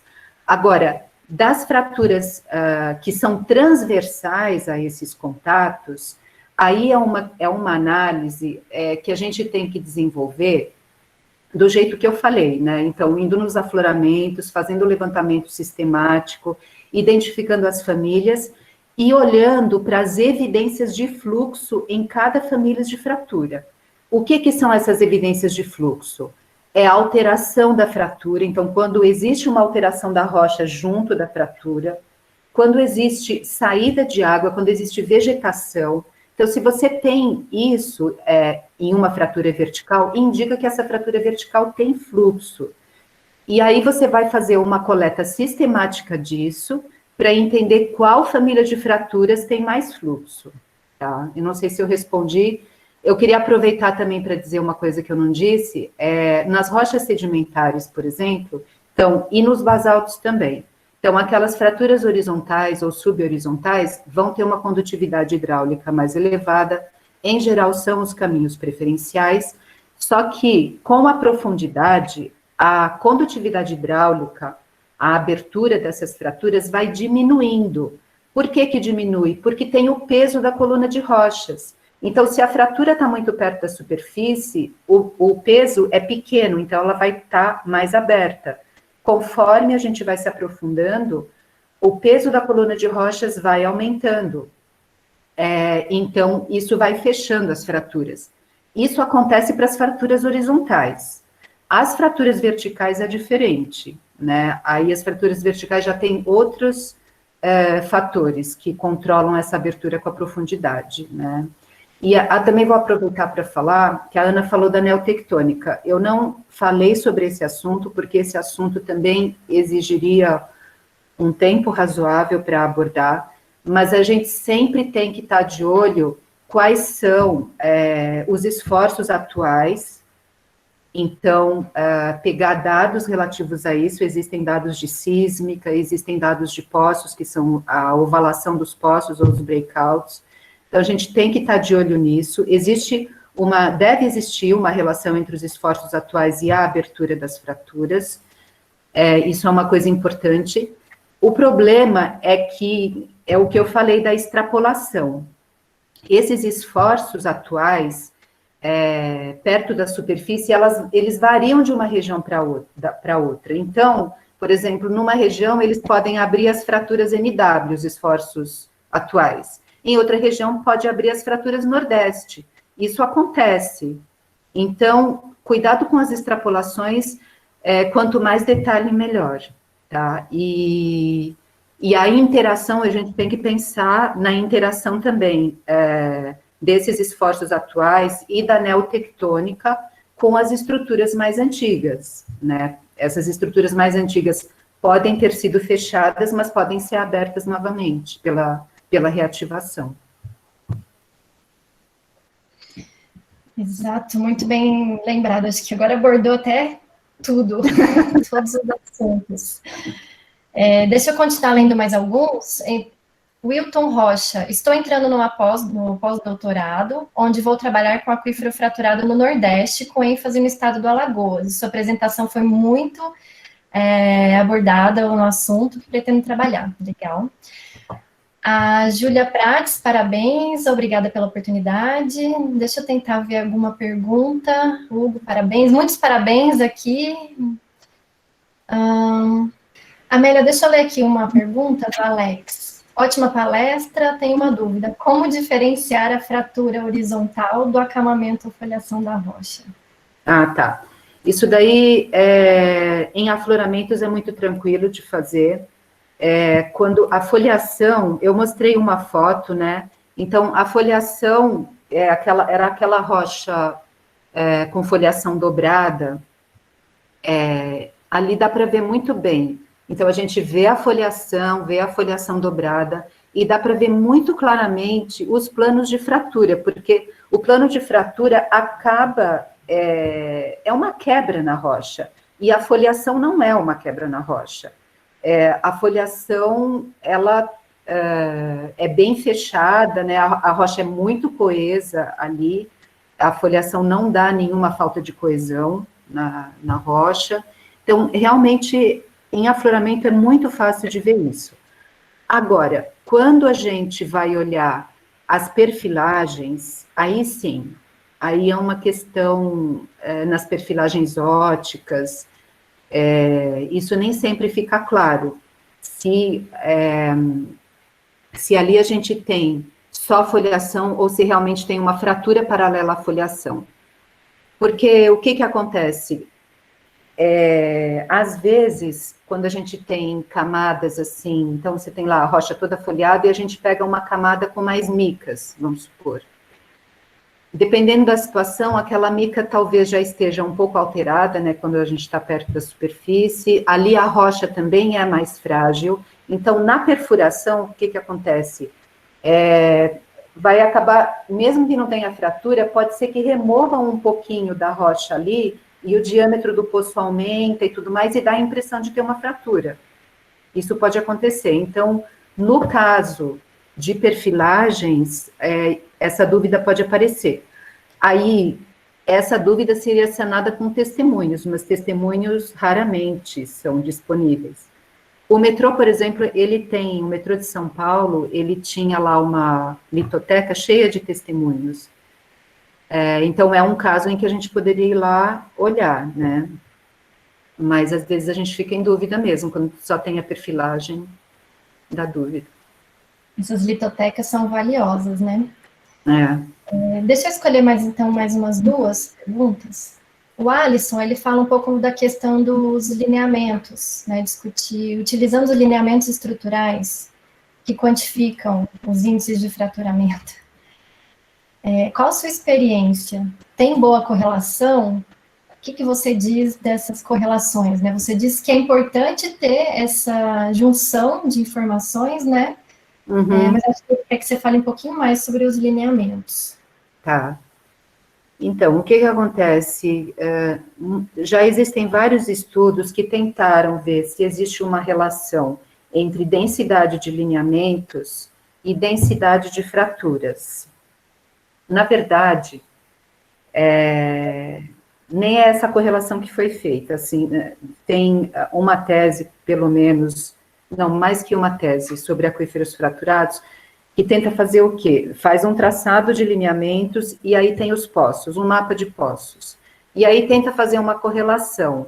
Assim, então você faz um mapa de densidade de lineamentos e aí você olha se os poços que estão nas áreas com maior densidade de lineamentos são mais produtivos. E o que aconteceu é que não foi vista uma correlação, né? Não existe essa correlação. O que sugere que a densidade de lineamentos talvez não esteja diretamente relacionada ao aumento na densidade de fraturas. Agora, existe uma dificuldade muito grande da gente ver isso diretamente, porque a gente não tem afloramentos contínuos, a gente tem um afloramento aqui, outro afloramento lá. E sem contar que, como eu disse, quando se trata principalmente de aquíferos fraturados, a gente tem que ter afloramentos muito grandes, senão a gente não vai ter um levantamento representativo. Então, por exemplo, as pedreiras de São Paulo, tem muitas pedreiras ali na região metropolitana, mas elas estão a quilômetros de distância uma da outra. Então, como é que eu vou fazer para saber, para relacionar densidade de lineamentos com densidade de fraturas? De fato, é algo realmente muito difícil de fazer. A Ana, por exemplo, ela está estudando ali Tamoios. Então, ali tem, se você tiver uma obra linear, que teve uma grande quantidade de sondagens, né, aí você pode interpretar nessa mesma região os lineamentos, fazer um mapa de densidade de lineamentos, e aí usar essas sondagens para verificar se existe uma maior densidade de fraturas, aonde você tem maior densidade de lineamentos. Só que tem uma limitação enorme nisso, porque os lineamentos aparecem para as fraturas que têm mergulho elevado. Então, é assim, se você tem uma fratura subvertical, ela vai aparecer como lineamento. Se você tem uma fratura que mergulha 30 graus, o que vai acontecer? Essa fratura na intersecção com a superfície, ela vai dar o quê? É como a intersecção de uma camada. Ela vai dar um traço sinuoso, que você não vai reconhecer aquilo como um lineamento de fratura. Então, os lineamentos te mostram as fraturas subverticais. Já os poços não mostram as fraturas subverticais, elas mostram as fraturas de baixo e médio ângulo. Para você ver as fraturas subverticais nos poços, tem que ter poços inclinados, porque só os poços inclinados vão seccionar muitas dessas fraturas. Então, aí você tem um gap aí que ninguém consegue, só se você tiver muitos poços inclinados, mas isso é raríssimo. Então, onde a gente tem mais chance de ver essa relação? Talvez numa área em que exista pouca cobertura, numa área em que a rocha esteja pouco alterada, quase não tenha solo. Talvez aí você consiga fazer um mapa de fraturas e um mapa de lineamentos, enfim. Mas em área que você tem solo muito espesso, tem coberturas sedimentares, aí essa relação fica quase impossível de fazer. Excelente. Bom, vamos para mais uma, porque o tempo já está. O Herman Vargas, ele falou que bom escutá-la.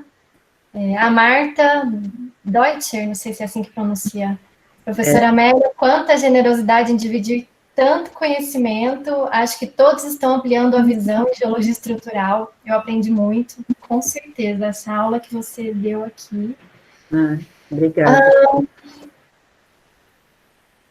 Muitas imagens, a Uliana falou, muitas imagens são de pedreiras. Esses aquíferos foram perdidos? Não entendi se ainda estão ativos. Existe alguma preocupação das pedreiras em relação à extração em áreas de aquífero fraturado? Acho que aqui ela está entendendo que aquífero é quando tem armazenamento, transmissão, tem a água, né? Sim, sim. Comenta sobre. Olha, nessas pedreiras que eu visitei, em geral, elas estão secas. Algumas apresentam o nível d'água não, apresentam lá acúmulo de água e tudo mais, mostrando, então, que a gente já chegou no lençol freático, né? Mas a maioria delas está seca. Você não perdeu a área de infiltração, porque a pedreira é uma grande bacia, né? Então, ela vai acumular água, até favorece a infiltração, né? Não prejudica os poços, porque, a não ser que você tenha um poço do lado da pedreira, e aí aparece a água lá, a água acumulada na base da pedreira, eles têm que bombear, aí realmente vai prejudicar o poço que está ali do lado. Muito provavelmente, se tiver conexão e tudo mais. Mas se você pensar em termos volumétricos, a área da pedreira e o tamanho dessas áreas pré-cambrianas e de basaltos, realmente essa preocupação não existe. Porque o tamanho do aquífero é muito grande, né? E esse projeto que eu participei, que eu falei da seca aqui em São Paulo, de 2013 a 2015, eu participei do projeto que a Sabesp contratou, do CEPAS, né, para alocar poços, que eles queriam ter um plano B, porque eles estavam apavorados do sistema entrar em colapso, né, sistema de abastecimento. E a gente estudando, né, onde alocar esses poços e tudo mais, deu para ver que dá para alocar muito poço. O que a gente deve se preocupar, na verdade, é contaminação, porque a gente tem uma região metropolitana com áreas urbanas imensas, e essas áreas urbanas imensas têm várias áreas industriais, e essas áreas industriais, por exemplo, Jurubatuba é uma área grande, teve muitas indústrias lá, instaladas lá, aí sim, aí a gente teve perda do aquífero mesmo. Mas fora de áreas urbanas, aí não. Acho que não tem problema nenhum. Deixa eu ler aqui da Cíntia Simon. Ótima palestra, Amélia. A água é um grande desafio nas escavações de túneis e dos taludes. Seria perfeito existir um banco de dados brasileiro com as informações de todas as obras. A maior dificuldade dos geólogos aqui é ter tempo e segurança para avaliar as frentes e poder caracterizar com detalhe. A integração entre engenharia e hidrogeologia é fundamental, inclusive para o bom andamento da obra, porém, infelizmente, os gestores e diretores, às vezes, das obras, né, não percebem isso. Então, acho que essa palestra foi importante até para isso, né, para a gente mostrar como essa interação ela é essencial, né? E a Cíntia fez muito bem isso. O Plínio, no caso dos aquíferos fraturados nos basaltos, sobre o aquífero Guarani, há alguma associação entre os dois aquíferos? Acho que ele quer entender, né, essa recarga entre um e o outro. Sim. Foi justamente isso que a gente estudou lá em Ribeirão Preto. A gente fez um projeto que foi muito interessante, porque a gente fez um levantamento de geologia muito detalhado, a gente identificou os derrames que estão presentes lá.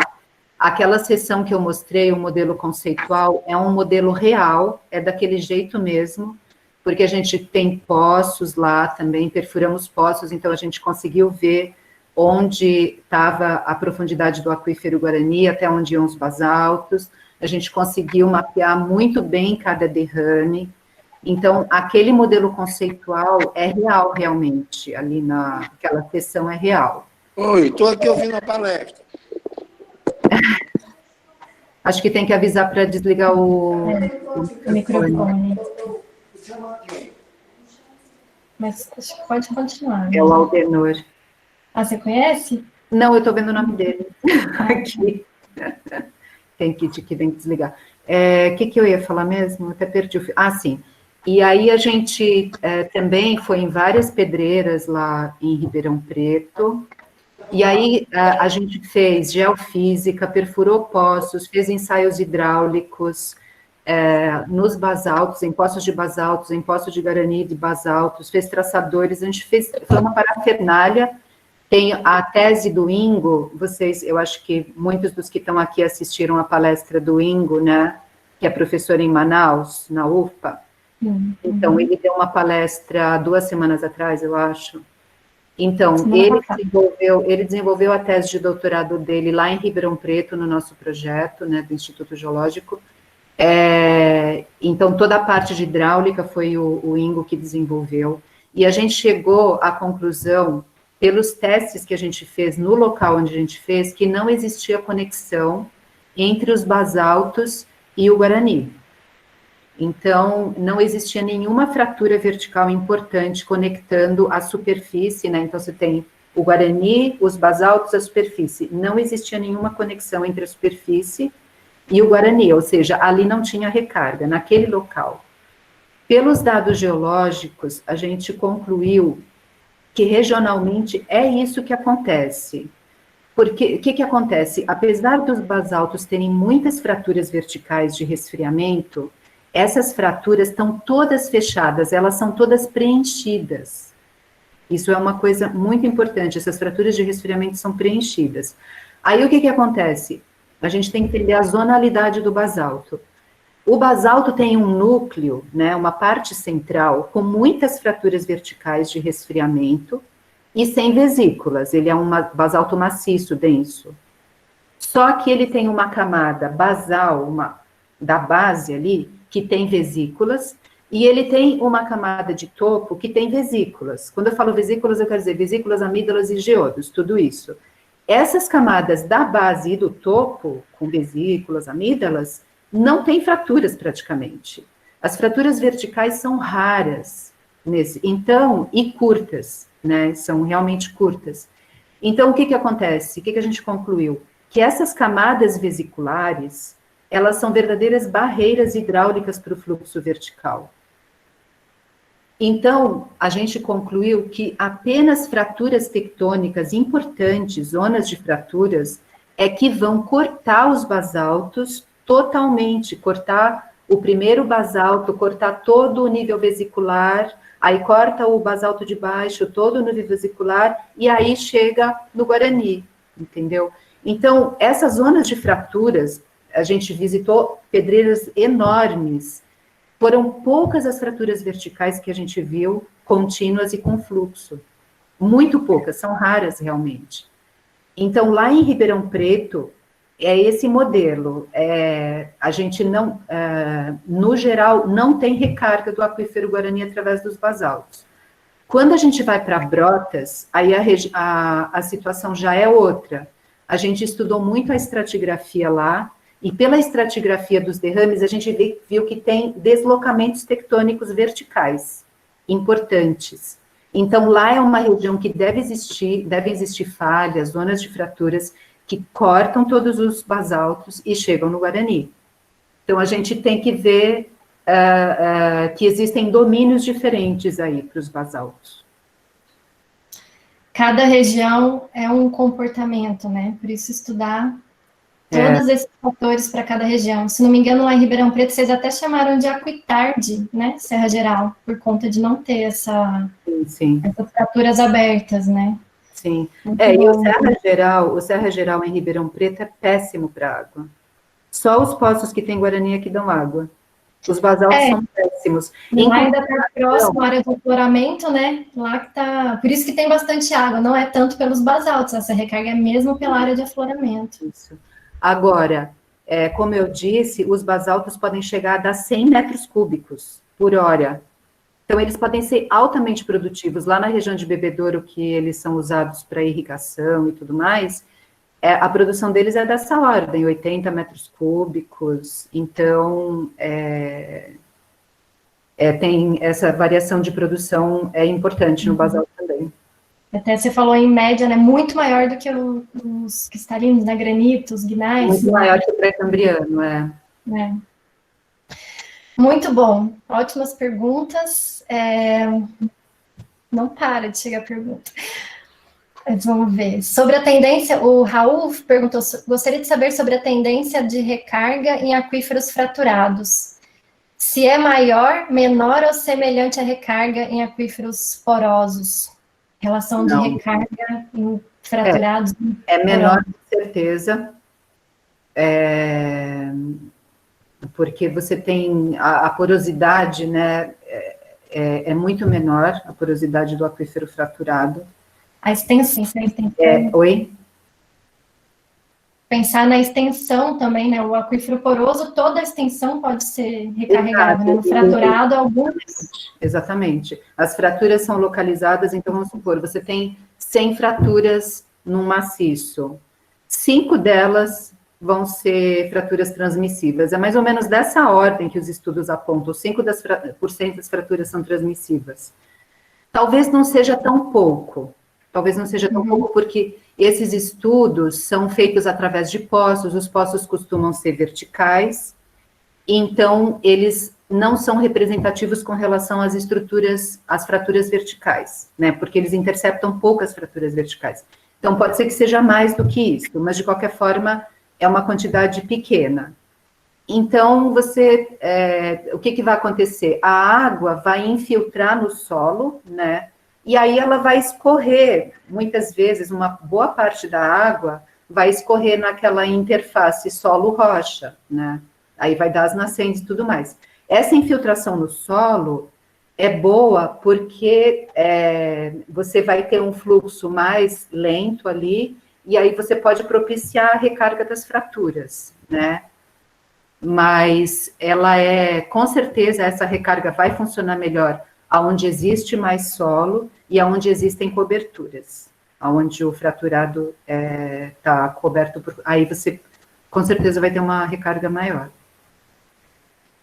Excelente, Amélia. Minha vontade, acho que a vontade de todo mundo é continuar aqui falando sobre os fraturados. A gente estendeu aqui um pouco tempo, mas acho que foi muito positivo, foi muito grandiosa. Assim. Posso falar só uma coisa? Claro. Eu não resisto. Vocês estão me vendo na tela grande? Sim. Então eu queria... Sabe o que é isso? Vocês podem chutar o que é isso? Que eu estou mostrando aqui? Vocês estão vendo triângulos, né? Uhum. Estão vendo triângulos. Então, isso daqui é um metarenito, são pedaços de metarenito que eu coletei em Capitólio. Por que é triangular? E por que os triângulos são tão pequenos? São as fraturas. A densidade de fraturamento é absurda lá, em alguns locais.